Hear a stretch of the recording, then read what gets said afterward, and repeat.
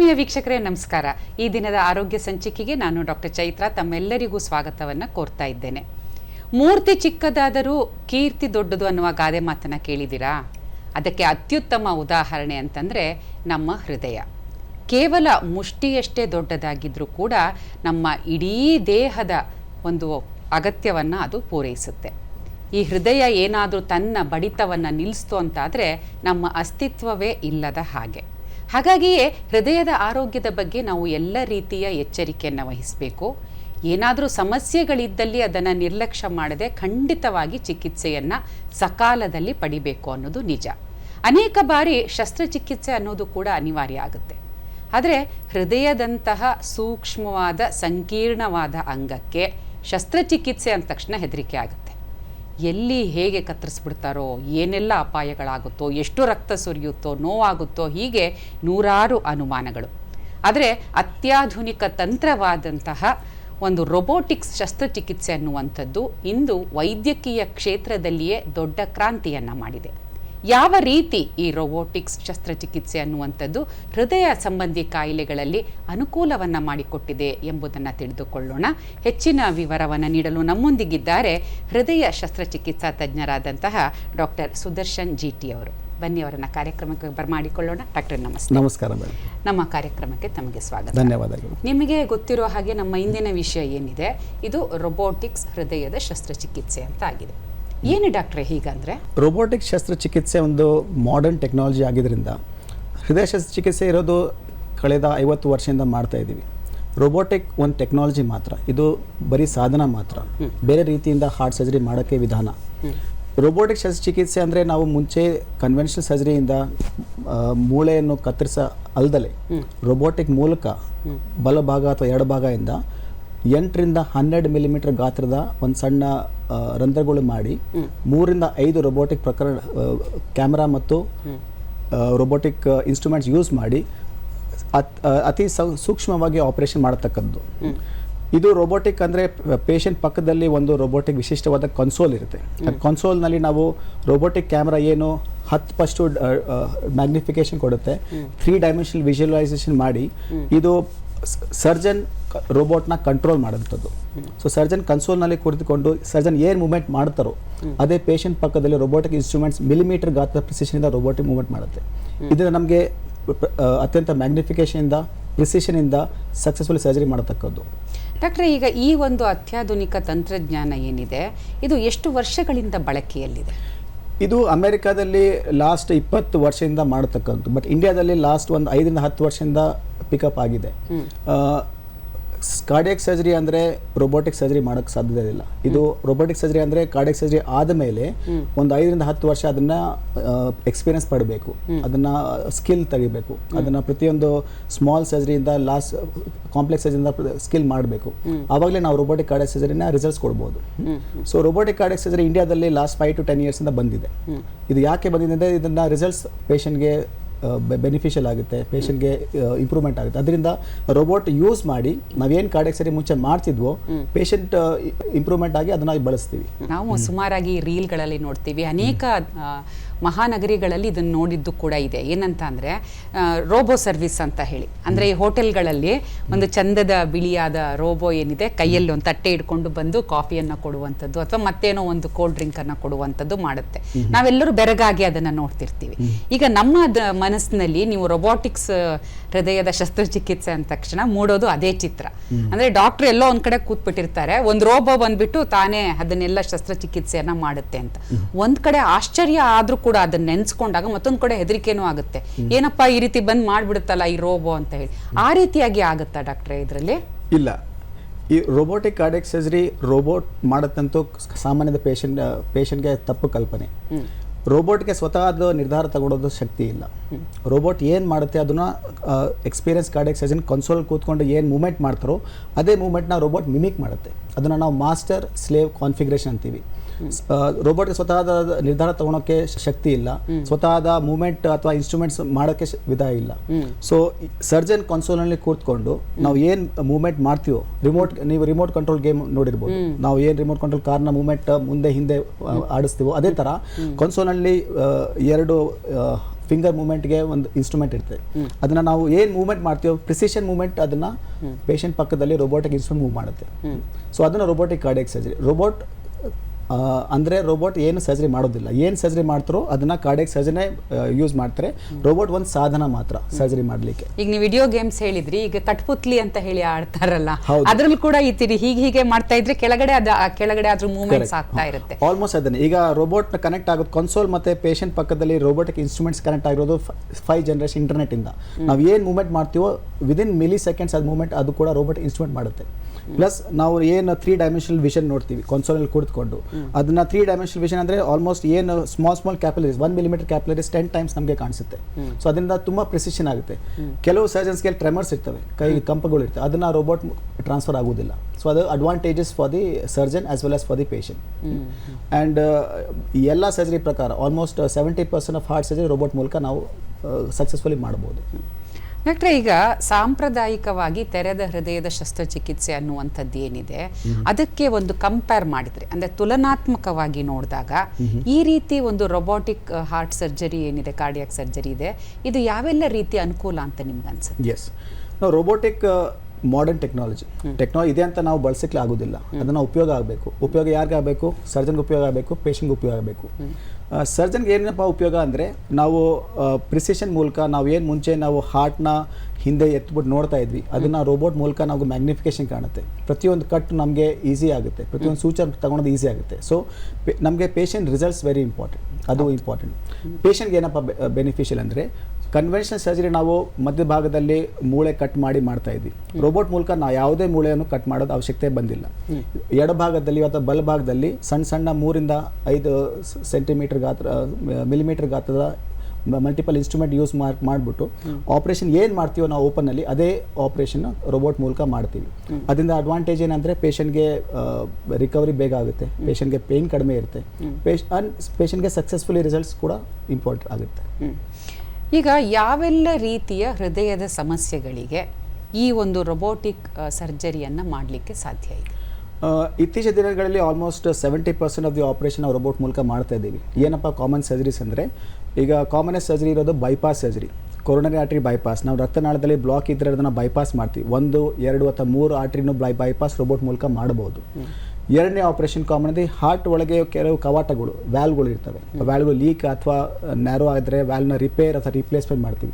ಮೈಟ್ರ್ ವ್ಯಾಲ್ replacement ಆಗಲಿ, ಟ್ರೈಕಸ್ಪಿಡ್ ವ್ಯಾಲ್ repair R replacement ಆಗಲಿ, aortic ವ್ಯಾಲ್ replacement ಆಗಲಿ, ಅದು ಕೂಡ ರೋಬೋಟ್ ಮೂಲಕ ಮಾಡಬಹುದು. ಇನ್ನೊಂದು ಕಾಮನ್ ಆಪರೇಷನ್ ಅಂದರೆ, ನಾವು ಹುಟ್ಟಿದ ತಕ್ಷಣ ಹಾರ್ಟ್ ಒಳಗೆ ಹೋಲ್ಗಳು ಇರ್ತವೆ, ಅದನ್ನು ಏಟ್ರಿಯಲ್ ಸೆಪ್ಟಲ್ ಡಿಫೆಕ್ಟ್ ಕರಿತೀವಿ. ಅದನ್ನು ರೋಬೋಟ್ ಮೂಲಕ ಮಾಡಿದ್ರೆ ಅದನ್ನು ರಿಸಲ್ಟ್ಸ್ ತುಂಬ ವೆರಿ ಸಕ್ಸಸ್ಫುಲ್ ರಿಸಲ್ಟ್ಸ್. ಇನ್ನೊಂದು ಹಾರ್ಟ್ ಒಳಗೆ ಗೆಡ್ಡೆ ಇರೋದು, ನಾವು ಏಟ್ರಿಯಮಲ್ಲಿ ಮಿಕ್ಸೋಮಾ ಅಂತ ಹೇಳ್ತೀವಿ, ಅದನ್ನು ಕೂಡ ರೋಬೋಟ್ ಮೂಲಕ ತೆಗೆದ್ರೆ it is very very beneficial. So ಇದೆಲ್ಲ ಕಾಮನ್ ಸರ್ಜರೀಸ್ ನಾವು ರೋಬೋಟ್ ಮೂಲಕ 70% ಆಫ್ ದಿ ಕೇಸಸ್ ಮಾಡ್ಬೋದು. ಈಗ ಹೃದಯ ಸಂಬಂಧಿ ಸಮಸ್ಯೆಗಳು ಅಂತ ಅಂದಾಗ, ಅಲ್ಲ ಈಗ ಎಲ್ಲ ವಯಸ್ಸಿನವರಿಗೂ ಬರುತ್ತೆ ಅನ್ನೋದನ್ನ ಬಿಟ್ಬಿಡೋಣ. ಸಾಮಾನ್ಯವಾಗಿ 60-70 ವರ್ಷದ ನಂತರ, ಹಾಗೆಯೇ ವಯಸ್ಸಾದಂತೆ ಬರುವಂತಹ ಕೆಲವು ಹೃದಯ ಸಂಬಂಧಿ ಸಮಸ್ಯೆಗಳು ಇರುತ್ತೆ. ಈಗ ನೀವು ವಾಲ್ವಿಂದ ಕೆಲವು ಸಮಸ್ಯೆಗಳನ್ನು ಹೇಳಿದ್ರಿ ಅಲ್ವಾ? ಹಾಗಾಗಿ ಎಷ್ಟು ವಯಸ್ಸಿನ ತನಕ ಈ ರೀತಿಯ ಒಂದು ರೊಬೋಟಿಕ್ ಸರ್ಜರಿಯನ್ನ ಮಾಡಬಹುದು? ಅಂದ್ರೆ ವಯಸ್ಸಾದವರಲ್ಲಿ ಮಾಡಬಹುದಾ? ಹಾಗೇನೆ ಮಕ್ಕಳಲ್ಲಿ ಅಂತ ನೀವು ಹೇಳಿದ್ರಿ, ಕೆಲವು ಮಕ್ಕಳಿಗೆ ಹುಟ್ಟಬೇಕಾದ್ರೇನೆ ಅನೇಕ ರೀತಿಯ ಸಮಸ್ಯೆಗಳು ಉಂಟಾಗಿರುತ್ತೆ. ಅಂತಹ ಮಕ್ಕಳಲ್ಲೂ ಕೂಡ ಈ ರೀತಿಯ ಒಂದು ರೊಬೋಟಿಕ್ ಶಸ್ತ್ರಚಿಕಿತ್ಸೆ ಅನ್ನುವಂಥದ್ದನ್ನ ಮಾಡಬಹುದಾ? ಈಗ ಕರೆಂಟ್ ನಾವು ರೋಬೋಟ್ನ ಏನು ಬಳಸ್ತೀವಿ ಅದನ್ನು ಸಣ್ಣ ಮಕ್ಕಳಿಗೆ ಯೂಸ್ ಮಾಡೋಕ್ಕೆ ಆಗೋದಿಲ್ಲ. ಅಪ್ ಟು 15 ವರ್ಷವರೆಗೂ ನಾವು 15 ವರ್ಷದ ಕೆಳಪಟ್ಟ ಮಕ್ಕಳಿಗೆ ರೋಬೋಟ್ ಯೂಸ್ ಮಾಡೋಕ್ಕಾಗುತ್ತೆ. ಯಾಕೆಂದರೆ ಮಕ್ಕಳು ಗಾತ್ರ ತುಂಬ ಕಡಿಮೆನೇ ಇರುತ್ತೆ. ಸೊ ಅದನ್ನು open is always better. In fact upper limit ಅಂದರೆ ತುಂಬ ವಯಸ್ಸಾಗಿರೋ ಪೇಷಂಟ್ 85-90ವರೆಗೂ ನಾವು ರೋಬೋಟಿಕ್ ಸರ್ಜರಿ ಮಾಡಿದ್ದೀವಿ. ಅವ್ರಿಗೆ ತುಂಬ ಇಂಪಾರ್ಟೆಂಟ್ ರಿಸಲ್ಟ್ಸ್ ಆಗಿದೆ. ಯಾಕೆಂದರೆ ನಾವು ಅವ್ರಿಗೆ ಮೂಳೆ ಕಟ್ ಮಾಡೋದಿಲ್ಲ, ರೋಬೋಟ್ ಮೂಲಕ ನಾವು ಸಣ್ಣ ಮಾಡಿದ್ರೆ ಪೇಷಂಟ್ ರಿಕವರಿ ಕೂಡ ಬೇಗ ಆಗುತ್ತೆ. So age is not a criteria. More than the age ಬೇರೆ ಕಾರಣ ರೀತಿ ನೋಡ್ತೀವಿ ಯಾವ ಪೇಷಂಟ್ ಅದಕ್ಕೆ ಬೆನಿಫಿಷಿಯಲ್ ಆಗುತ್ತೋ ಇಲ್ವೋ ಅಂತ. ಸೊ ನಾವು 15 ಇಯರ್ಸಿಂದ ಹಿಡಿದು 85 ಇಯರ್ಸ್ 90 ಇಯರ್ಸ್ವರೆಗೂ ರೋಬೋಟಿಕ್ ಸರ್ಜರಿ ಮಾಡ್ಬೋದು. ಏನು ತೊಂದರೆ ಆಗೋದಿಲ್ಲ. ಇನ್ಫ್ಯಾಕ್ಟ್ ರೋಬೋಟಿಕ್ ಸರ್ಜರಿ ಮಾಡಿದ್ರೆ ಈ ಪೇಷಂಟ್ ವಯಸ್ಕರಿಗೆ ತುಂಬ ಅತ್ಯುತ್ತಮ ಇಂಪಾರ್ಟೆಂಟ್ ಲಾಭದಾಯಕ ಆಗಿರುತ್ತೆ. ಹಾಗೆಯೇ ಈ ಬಳಸುವಂತಹ ಒಂದು ರೋಬೋಸ್ ಏನಿದೆ ಅದರಲ್ಲೂ ಕೂಡ ಬೇರೆ ಬೇರೆ ರೀತಿಯದ್ದು ಅಂತ ಇರುತ್ತಾ ಡಾಕ್ಟ್ರೆ? ಈಗ ಹಾರ್ಟ್ ಸರ್ಜರಿ ರೋಬೋಟ್ ಮಾಡೋವಂಥದ್ದು ಕಾಮನ್ ಆಗಿ US ಕಂಪ್ನಿ ಒಂದಿದೆ, ಡಾವಿನ್ಸಿ ಅಂತ ರೋಬೋಟ್ ಬರ್ತಾ ಇತ್ತು. ಅದು ಲಾಸ್ಟ್ 20 ಇಯರ್ಸಿಂದ ಅದು ಒಂದೇ ಪೇಟೆಂಟ್ ಆಗಿತ್ತು. ಲಾಸ್ಟ್ ಕಳೆದ ವರ್ಷ ಆಲ್ಮೋಸ್ಟ್ 2 ಇಯರ್ಸ್ ಬ್ಯಾಕಿಂದ ವಿಭಿನ್ನ ಕಂಪ್ನಿಗಳು ರೋಬೋಟ್ ಪ್ರಿಪೇರ್ ಮಾಡಿದೆ. ಸೊ ನಾವು ಮೇಡ್ ಇನ್ ಇಂಡಿಯಾ ರೋಬೋಟ್ ಕೂಡ ಒಂದು ಬಂದಿದೆ, ಮಂತ್ರ ಅಂತ ರೋಬೋಟ್ನ ಹೆಸರು. ಬೇರೆ ಬೇರೆ ಕಂಪ್ನಿ ಬೇರೆ ಬೇರೆ ರೋಬೋಟನ್ನ ಬರ್ತಾ ಇದೆ. ಈಗ ನೆಕ್ಸ್ಟ್ 5 ಇಯರ್ಸ್ ಅಲ್ಲಿ ವಿಭಿನ್ನ ಕಂಪ್ನಿ ರೋಬೋಟ್ಗಳು ಬರ್ತಾ ಇದಾವೆ. ಸೊ ಎಲ್ಲ ರೋಬೋಟು ನಾವು ಹಾರ್ಟ್ ಸರ್ಜರಿ ಕೂಡ ಮಾಡ್ಬೋದು. ಈಗ ಪ್ರೆಸೆಂಟ್ ಇರೋದು ನಾವು ಡಾವಿನ್ಸಿ XI ನಾವು ಏನು ಯೂಸ್ ಮಾಡ್ತೀವೋ ಅದು ವರ್ಲ್ಡ್ ಅಲ್ಲಿ ಲಾಸ್ಟ್ 20 ವರ್ಷದಿಂದ ಮಾಡೋಂತಕ್ಕದ್ದು. ಸಾವಿರಾರು ಪೇಷಂಟ್ ಕೂಡ ಮಾಡಿ ಸಕ್ಸಸ್ಫುಲ್ ರಿಸಲ್ಟ್ಸ್ ಕೊಟ್ಟಿದೆ. ಈಗ ನೀವು ಆಗ್ಲಿಂದ ಹೇಳ್ತಾ ಇದ್ದೀರಾ ಎದೆ ಮೂಳೆಯನ್ನ ಕತ್ತರಿಸುವಂತಹ ಅವಶ್ಯಕತೆ ಇರೋದಿಲ್ಲ ಅಂತ. ಈಗ ಹೃದಯ ಅನ್ನುವಂಥದ್ದೇನಿದೆ ಇದು ತುಂಬ ಸೂಕ್ಷ್ಮವಾದ ಸಂಕೀರ್ಣವಾದ ಅಂಗ ಆಗಿರೋದ್ರಿಂದ ನಮ್ಮ ಪ್ರಕೃತಿಯೇ ಅದನ್ನು ಗಟ್ಟಿಯಾದಂತಹ ಒಂದು ಎದೆ ಮೂಳೆಯ ಒಂದು ರಕ್ಷಣೆಯನ್ನು ಕೊಟ್ಟಿರುತ್ತೆ. ಶಸ್ತ್ರಚಿಕಿತ್ಸೆ ಅಂದ ತಕ್ಷಣ ತುಂಬ ಜನರಿಗೆ ಹೆದರಿಕೆ ಆಗೋದೇ ಅದು, ಎದೆ ಮೂಳೆಯನ್ನು ಕತ್ತರಿಸ್ಬಿಡ್ತಾರಾ ಅಂತ ಹೇಳಿ. ಈ ಎದೆ ಮೂಳೆಯನ್ನು ಕತ್ತರಿಸಿ ಮಾಡುವಂತಹ ಶಸ್ತ್ರಚಿಕಿತ್ಸೆ ಮುಂಚೆ ಇತ್ತಲ್ಲ, ಅದರಿಂದ ಏನೇನು ಸಮಸ್ಯೆಗಳಾಗ್ತಿತ್ತು? ಸೊ ನಾರ್ಮಲಿ ರೋಬೋಟ್ ಬರೋಕ್ಕೆ ಮುಂಚೆ ನಾವು ಪ್ರತಿಯೊಂದು ಸರ್ಜರಿ ಮಾಡೋದು ಎದೆ ಮೂಳೆ ಕತ್ತರಿಸಿ, ಯಾಕೆಂದರೆ ಹಾರ್ಟ್ ಪ್ರೊಟೆಕ್ಟ್ ಆಗಿರೋದು ಎದೆ ಮೂಳೆಯಿಂದ. ಅದನ್ನು ಕತ್ತರಿಸಿದೆ ಹಾರ್ಟ್ ಆಪರೇಷನ್ ಮಾಡಬೇಕಾಗಿ ಬರ್ತಿತ್ತು. ಇದರಿಂದ ನಾವು ಆಪರೇಷನ್ ಆದ ನಂತರ ನಾವು ವೈರ್ ಹಾಕಿ ಮೂಳೆಯನ್ನು ಜಾಯಿನ್ ಮಾಡ್ತೀವೋ, ಕೆಲವು ಪೇಷಂಟ್ಗೆ ಅದನ್ನು ತುಂಬ ನೋವಾಗಿರೋದು, ರಕ್ತಸ್ರಾವ ಜಾಸ್ತಿ ಆಗಿರೋದು, ಕೆಲವು ಪೇಷಂಟ್ಸ್ಗೆ ಡಯಾಬಿಟಿಸ್ ಪೇಷಂಟ್ಗೆ ಎದೆ ಅದು ಬೋನ್ ಹೀಲ್ ಆಗಿರೋದು, ಇನ್ಫೆಕ್ಷನ್ ಆಗೋ ಚಾನ್ಸಸ್ ಇರೋದು, ಇದೆಲ್ಲ ಕಾಮನ್. ಮತ್ತು ಸ್ಕಿನ್ನಲ್ಲಿ ದೊಡ್ಡದ ಗಾತ್ರ ಸ್ಕಾರ್ ಆಗಿರೋದು, ಇದೆಲ್ಲ ಕಾಮನ್ ಆಗ್ತಿತ್ತು. ಎದೆ ಮೂಳೆ ಕಟ್ ಮಾಡಿದ್ರಿಂದ ರೋಬೋಟ್ ಮೂಲಕ ಇದೆಲ್ಲ ಕಾಮನ್ ಕಾಂಪ್ಲಿಕೇಶನ್ಸ್ ಎಲ್ಲ ನೆಗೆಟ್ ಆಗಿದೆ. ಯಾವುದೋ ಕಾಂಪ್ಲಿಕೇಶನ್ ನಾನು ನೋಡೋದಿಲ್ಲ. ರೋಬೋಟ್ ನಾವು ಮಾಡೋದು ಸೈಡಿಂದ, ಎದೆ ಮೂಳೆ ಮಧ್ಯದಲ್ಲಿ ಏನು ಭಾಗ ಇರುತ್ತೆ ಇಂಟರ್ಕಾಸ್ಟಲ್ ಸ್ಪೇಸಿಂದ, ಆ ಮೂಲಕ ನಾವು ಮಲ್ಟಿ ಪೋರ್ಟ್ಸ್ ಹಾಕಿ ಆಪರೇಷನ್ ಮಾಡ್ತೀವಿ. ಸೊ ಎದೆ ಮೂಳೆ ಕತ್ತರಿಸೋದು ಅವಶ್ಯಕತೆ ಬರೋದಿಲ್ಲ ರೋಬೋಟಿಕ್ ಸರ್ಜರಿಯಲ್ಲಿ. ಹಾಗೇನೆ ಯಾರಿಗಾದ್ರೂ ಇದು ಆಗೋದಿಲ್ಲ ಅಂತ ಏನಾದರೂ ಇದೆಯಾ? ಹೌದು, ಈಗ ಪ್ರತಿಯೊಂದು ಪೇಷಂಟ್ ಬರ್ಬೋದು ನಂಗೆ ರೋಬೋಟಿಕ್ ಹಾರ್ಟ್ ಸರ್ಜರಿ ಬೇಕು ಅಂತ, ಬಟ್ ಎಲ್ಲ ಪೇಷಂಟ್ಗೆ ಇದು ಸೂಕ್ತವಲ್ಲ. ನಾವು ಪೇಷಂಟ್ ಬಂದಾಗ ನಾವು ಪ್ರತಿಯೊಂದು ನಮ್ಮದು ತಂಡ, ಅನಸ್ತೆಸಿಯಾ ತಂಡ ಆಗಲಿ ನಮ್ಮ ತಂಡ ಆಗಲಿ ಕೂತ್ಕೊಂಡು ಪೇಷಂಟ್ನ ಪೂರ್ಣವಾಗಿ ಪರಿಶೀಲಿಸ್ತೀವಿ. ಅದರಲ್ಲಿ ಪೇಷಂಟ್ದು ಹಾರ್ಟ್ ಕಂಡೀಷನ್ ಹೇಗಿದೆ, ಹಾರ್ಟಿನ ಪಂಪಿಂಗ್ ಮೆಕ್ಯಾನಿಸಮ್ ಹೇಗಿದೆ, ಹಾರ್ಟಲ್ಲಿ ಪೇಷಂಟ್ಗೆ ಶ್ವಾಸಕೋಶದ ಪ್ರಾಬ್ಲಮ್ ಇದೆಯೋ, ಮುಂಚೆ ಪೇಷಂಟ್ಗೆ ಏನೋ ಬೇರೆ ಆಪ್ರೇಷನ್ ಆಗಿದೆಯೋ ಇಲ್ವೋ, ಅಥವಾ ಪೇಷಂಟ್ಗೆ ಬೇರೆ ರೀತಿಯಾಗಿ ಕಿಡ್ನಿ ಆಗಲಿ ಬ್ರೈನ್ ಆಗಲಿ ಬೇರೆ ಬೇರೆ ಕಾರಣಗಳು ಪ್ರಾಬ್ಲಮ್ ಇದೆಯೋ, ಇದೆಲ್ಲ ನಾವು ಪರಿಶೀಲಿಸಿದ ಆದಮೇಲೆ 70% ಆಫ್ ದ ಕೇಸಸ್ ನಾವು ಸೂಕ್ತವಾಗಿ ರೋಬೋಟಿಕ್ ಸರ್ಜರಿ ಮಾಡ್ಬೋದು. ಇನ್ನೊಂದು ಕೆಲವು ಪೇಷಂಟ್ಸ್ ಎಮರ್ಜೆನ್ಸಿ ಆಗಿ ಬರ್ತಾರೆ, ತುರ್ತು ಎಮರ್ಜೆನ್ಸಿ, ಅವ್ರಿಗೆ ಇವಾಗಲೂ convention surgery is more safe compared to the robotic surgery. ಈಗ ಈ ಒಂದು ರೋಬೋಟಿಕ್ ಸರ್ಜರಿ ಮಾಡೋಕ್ಕಿಂತ ಮುಂಚೆ ಏನೆಲ್ಲ ರೀತಿಯ ತಯಾರಿಯನ್ನು ಮಾಡ್ಕೊಳ್ಳಲಾಗುತ್ತೆ? ತಯಾರಿ ಮಾಡೋದು ಒಂದು ಪೇಷಂಟ್ ತಯಾರಿ ಮಾಡ್ತಾರೆ, ಒಂದು ನಮ್ಮ ತಂಡ ತಯಾರಿ ಮಾಡ್ತಾರೆ. ಪೇಷಂಟ್ ತಯಾರಿ ಮಾಡೋದಂದರೆ ಪೇಷಂಟ್ಗೆ ನಾವು ಲಂಗ್ಸ್, ಕೆಲವರಿಗೆ ಆಸ್ತಮಾ ಇರುತ್ತೆ, ಪೇಷಂಟ್ಗೆ ಡಯಾಬಿಟೀಸ್ ಇರುತ್ತೆ, ನಾವು ಪೇಷಂಟ್ನ ಡಯಾಬಿಟೀಸ್ ಕಂಟ್ರೋಲ್ ಮಾಡ್ತೀವಿ. ಪೇಷಂಟ್ ಕೆಲವರು ಬ್ಲಡ್ ಥಿನ್ನರ್ ಟ್ಯಾಬ್ಲೆಟ್ಸ್ ಇರುತ್ತೆ, ಬ್ಲಡ್ ಥಿನ್ನರ್ ಟ್ಯಾಬ್ಲೆಟ್ ಸ್ಟಾಪ್ ಮಾಡ್ತೀವಿ. ಪೇಷಂಟ್ಗೆ ಬೇರೆ ಆಸ್ತಮಾ ಆಗಲಿ ಡಯಾಬಿಟೀಸ್ ಆಗಲಿ ಕಂಟ್ರೋಲ್ ಮಾಡ್ತೀವಿ. ಇದೆಲ್ಲ ತಯಾರಿ ಆಗಿರುತ್ತೆ. ನೆಕ್ಸ್ಟ್ ಪೇಷಂಟ್ ಅಡ್ಮಿಟ್ ಆದಾಗ ನಾವು ಅನಸ್ತೆಸಿಯಾ ತಂಡ ಬಂದು ಪೇಷಂಟ್ನ ರಕ್ತ ಪರಿಶೀಲನೆ, ಬೇರೆ ಲಂಗ್ಸ್ ಎಕ್ಸ್ರೇ, ಎಕೋ ಎಲ್ಲ ತಯಾರಿ ಮಾಡ್ತೀವಿ. ಇದೆಲ್ಲ ಸರಿಯಾದ ಆದಮೇಲೆ ನಾವು ರೋಬೋಟಿಕ್ನ ಸರ್ಜರಿನ ಆಫರ್ ಮಾಡ್ತೀವಿ. ಸೊ ಕೆಲವು ಪೇಷಂಟ್ಸ್ಗೆ ಏನೋ ಪ್ರಾಬ್ಲಮ್ ಇದ್ದರೆ ನಾವು ಇನ್ವೆಸ್ಟಿಗೇಷನ್ ಆದ ನಂತರ ನಮ್ಗೆ ಗೊತ್ತಾಗುತ್ತೆ. ಆವಾಗ ನಾವು ಹೇಳ್ತೀವಿ ರೋಬೋಟಿಕ್ ಸರ್ಜರಿ ಸೂಕ್ತವಲ್ಲ, ಕನ್ವೆನ್ಷನ್ ಸರ್ಜರಿನೇ ಮಾಡಬೇಕು ಅಂತ.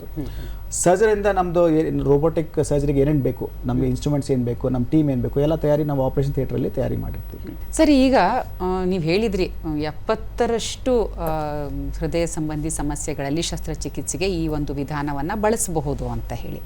ಆದರೆ ಅದು ಪ್ರತಿಯೊಂದು ಒಂದೊಂದು ಯಾವ ಸಮಸ್ಯೆ ಇದೆ ಅದಕ್ಕೆ ತಕ್ಕಂತೆ ಸಮಯ ಬೇಕಾಗುತ್ತೆ ಅನ್ನೋದು ಗೊತ್ತಿದ್ರೂ ಕೂಡ ಒಂದು ಸಾಧಾರಣವಾಗಿ ಅಂದಾಜು ಸಮಯ ಈ ರೋಬೋಟಿಕ್ ಸರ್ಜರಿಗೆ ಎಷ್ಟು ಹಿಡಿಯುತ್ತೆ?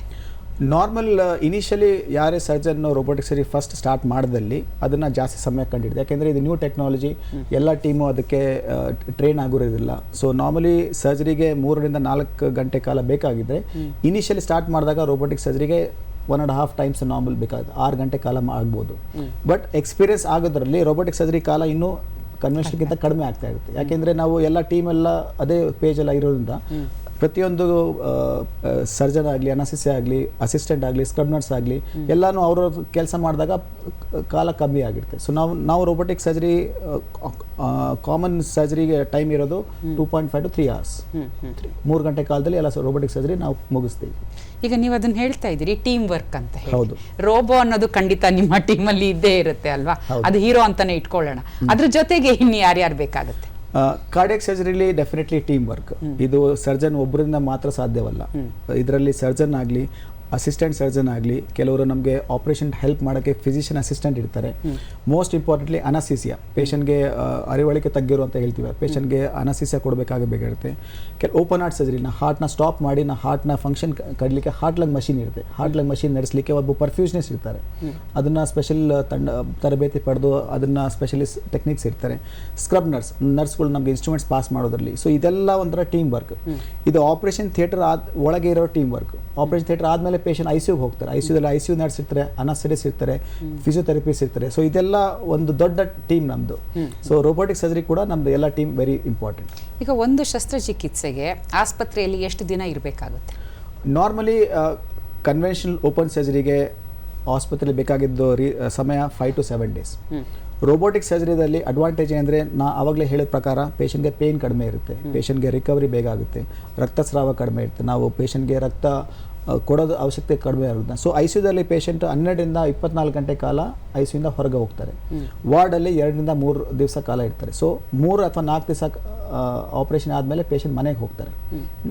ಆ ಮನೆಗೆ ಹೋಗಿದ ನಂತರ 1 ವಾರದಲ್ಲಿ ಪೇಷಂಟ್ ಮನೆ ಕೆಲಸ ಎಲ್ಲ ಸ್ಟಾರ್ಟ್ ಮಾಡ್ತಾರೆ. 2 ವಾರದಲ್ಲಿ patient regular work, desk job ಎಲ್ಲ ವರ್ಕ್ ಎಲ್ಲ ಸ್ಟಾರ್ಟ್ ಮಾಡ್ಬೋದು. ಸೊ ಇದು advantage of the robotic heart surgery. ಅಂದ್ರೆ 15 ದಿವಸದಲ್ಲಿ ಮತ್ತೆ ಅವರು ತಮ್ಮ ದೈನಂದಿನ ಜೀವನವನ್ನೇ ಅದನ್ನ ಮಾಡಲಿಕ್ಕೆ ಸಾಧ್ಯ ಆಗುತ್ತೆ ಅಂತ. ಹಾಗೆ ನೋವು ಕೂಡ ಕಡಿಮೆ ಇರುತ್ತೆ. ನೋವು ತುಂಬಾನೇ ಕಡಿಮೆ ಇರುತ್ತೆ. ರೋಬೋಟಿಕ್ ಅಂದ್ರೆ ನಾವು ಯಾವುದು ಮೂಳೆ ಕಟ್ ಮಾಡೋದು ಇರೋದಿಲ್ಲ. ನಮ್ದು ಇನ್ಸಿಷನ್ ಗಾತ್ರ ಬರೀ 8 ಮಿಲಿಮೀಟರ್ ಇರುತ್ತೆ. ಅದರಿಂದ ನಾವು ಆಲ್ಮೋಸ್ಟ್ 1 ದಿವಸ ಆದಮೇಲೆ ಪೇಷಂಟ್ಗೆ ನೋವಿಂದ ಪೇನ್ ಕಿಲ್ಲರ್ ಅವಶ್ಯಕತೆನೇ ತುಂಬ ಕಡಿಮೆ ಇರುತ್ತೆ. ಸರಿ, ಈಗ ಯಾವಾಗಲೂ ಹಾಗೇನೆ ಮಷೀನ್ ಅಂದ ತಕ್ಷಣ ಎಲ್ಲ ಮಾಡುತ್ತೆ, ನೀವು ಹೇಳಿದ್ರಿ ಪ್ರಿಸಿಷನ್ ಅಂತೆಲ್ಲ, ಆದರೂ ಸ್ವಲ್ಪ ಹೆದರಿಕೆ ಆಗುತ್ತೆ ಅಲ್ವಾ? ಎಲ್ಲರೂ ಕೈ ಕೊಟ್ಬಿಟ್ರೆ ಏನು ಮಾಡೋದು, ಅದು ಶಸ್ತ್ರಚಿಕಿತ್ಸೆ ಆಗ್ಬೇಕಾದ್ರೆ ನಿಂತ್ಬಿಟ್ರೆ, ಈ ಥರದ್ದೆಲ್ಲ ಮನಸ್ಸಿಗೆ ಆಲೋಚನೆಗಳು ಬರೋದು ಸಹಜವೇ. ಹಾಗಾಗಿ ಈ ಪ್ರಶ್ನೆ ಏನಂತಂದ್ರೆ, ಈ ಒಂದು ಶಸ್ತ್ರಚಿಕಿತ್ಸೆ ಎಷ್ಟರ ಮಟ್ಟಿಗೆ ಸುರಕ್ಷಿತ ಮತ್ತೆ ಯಶಸ್ಸಿನ ಪ್ರಮಾಣ, ಸಕ್ಸಸ್ ರೇಟ್ ಅನ್ನುವಂಥದ್ದು ಎಷ್ಟಿದೆ? Correct. Robotic surgery success rate robot ಮೇಲೆ ಡಿಪೆಂಡ್ ಆಗೋದಿಲ್ಲ. ಮೋಸ್ಟ್ ಇಂಪಾರ್ಟೆಂಟ್ಲಿ ಟೀಮ್ ಹೇಗಿದೆ, ಸ್ಕಿಲ್ ಆಫ್ ದಿ ಸರ್ಜನ್ ಅದರಲ್ಲಿ ಎಷ್ಟು ಸರ್ಜರಿ ಮಾಡಿದ್ದಾರೆ, ಅದು ಎಷ್ಟು ರಿಸಲ್ಟ್ಸ್ ಬಂದಿದೆ, number 1. Number 2, full experience team. Surgeon ಅಲ್ಲದೆ ನಾವು ಇದೆಲ್ಲ ಟೀಮ್ ಮೆನ್ಷನ್ ಮಾಡಿದ್ನಲ್ಲ, ಎಲ್ಲರೂ ಆ ಟೀಮಲ್ಲಿ ಎಷ್ಟು ಇಂಪಾರ್ಟೆಂಟ್ ಆಗಿದ್ದಾರೆ. ಸೊ 2 ಮೇಲೆ robotic surgery successful result decide ಆಗಿರುತ್ತೆ. ಮೋಸ್ಟ್ ಇಂಪಾರ್ಟೆಂಟ್, ನೀವು ಹೇಳೋ ಪ್ರಕಾರ ಮಿಷಿನ್ ಕಂಟ್ರೋಲ್ ಇಲ್ಲದೆ ಏನಾಗ್ಬೋದು. ರೋಬೋಟಿಕ್ ಸರ್ಜರಿ ಇರೋದು ನಾವು ಹೇಳೋ ಪ್ರಕಾರ 2 decades ಆಗ್ತಾ ಇದೆ. US ಅಲ್ಲಿ ಆಲ್ಮೋಸ್ಟ್ 20 years ನಡೀತಾ ಇದೆ. ಈ ಲಾಸ್ಟ್ 20 years ಅಲ್ಲಿ ಸಾವಿರಾರು ಪೇಷಂಟ್ ಇದರಲ್ಲಿ ಸಕ್ಸಸ್ಫುಲ್ ಆಗಿದ್ದಾರೆ. So results R 99% successful. Only 1% is the risk of the operation.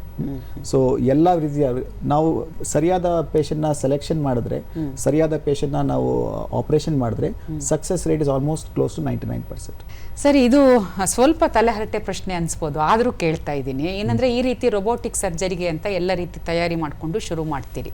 ಯಾವುದೋ ಒಂದು ಹಂತದಲ್ಲಿ ಇದಕ್ಕಿಂತ ಓಪನ್ ಹಾರ್ಟ್ ಸರ್ಜರಿನೇ ಬೆಟರು ಅಂತ ಅನಿಸ್ತು ಅಂತ ಇಟ್ಕೊಳ್ಳೋಣ. ಆ ಸಂದರ್ಭದಲ್ಲಿ ಹಾಗೆ ಮತ್ತೆ ಬದಲಿಸ್ಲಿಕ್ಕೆ ಸಾಧ್ಯ ಆಗುತ್ತಾ? ಹೌದು. ನಾವು ರೋಬೋಟಿಕ್ ಸರ್ಜರಿದಲ್ಲಿ ನಾವು ಪ್ರತಿಯೊಂದು ಪೇಷಂಟ್ಗೂ ನಾವು ರೋಬೋಟಿಕ್ ಸರ್ಜರಿ ಮಾಡಬೇಕಾದ್ರೆ ಕೆಲವು ಸಂದರ್ಭದಲ್ಲಿ ಇದು ಪೂರ್ತಿ ಆಗೋದಿಲ್ಲ. ಸೊ ನಾವು ಅದನ್ನು ಕನ್ವರ್ಷನ್ ರೇಟ್ ಅಂತ ಹೇಳ್ತೀವಿ. ನಾವು ರೋಬೋಟಿಕ್ ಸರ್ಜರಿ ಸ್ಟಾಪ್ ಮಾಡಿ ಅದನ್ನು ಅದೇ ಪೇಷಂಟ್ನ ಓಪನ್ ಸರ್ಜರಿ ಮಾಡ್ತೀವಿ. ಅದರ ರಿಸ್ಕ್ ಆಫ್ ಕನ್ವರ್ಷನ್ ಅಂದರೆ 2% ಚಾನ್ಸಸ್ ಇರುತ್ತೆ. 100 ಪೇಷಂಟ್ ನಾವು ರೋಬೋಟಿಕ್ ಸರ್ಜರಿ ಅಂತ ಮಾಡೋಕ್ಕೆ ರೆಡಿ ಆದರೆ 2 ಪೇಷಂಟಲ್ಲಿ ಅದ್ರ ಕನ್ವರ್ಷನ್ ಆಗೋ ಚಾನ್ಸಸ್ ಇರುತ್ತೆ. ಯಾಕೆಂದರೆ ಬಾಟಮ್ ಲೈನ್ ನಮ್ಮದು ಟೆಕ್ನಾಲಜಿ ಯೂಸ್ ಮಾಡೋ ಅಂತಲ್ಲ, ಪೇಷಂಟ್ ಸೇಫ್ಟಿ ವೆರಿ ಇಂಪಾರ್ಟೆಂಟ್.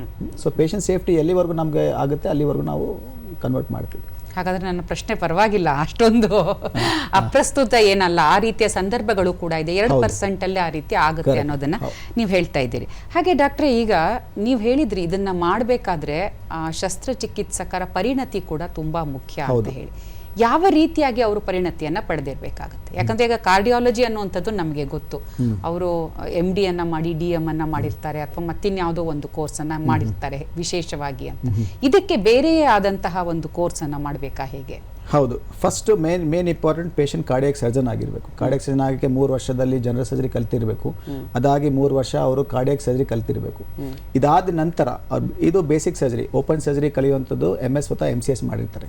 ಇದಾದ ನಂತರ ಯಾವುದೋ ರೋಬೋಟಿಕ್ ಸೆಂಟರ್ಸ್ ಜಾಸ್ತಿ ನಂಬರ್ಸ್ ಕೇಸಸ್ ಮಾಡ್ತಾರೋ ಅಲ್ಲಿ ಹೋಗಿ ಅವರು ಫಸ್ಟ್ ರೋಬೋಟಿಕ್ ಕನ್ಸೋಲ್ ಟ್ರೈನಿಂಗ್ ತೊಗೊಬೇಕು.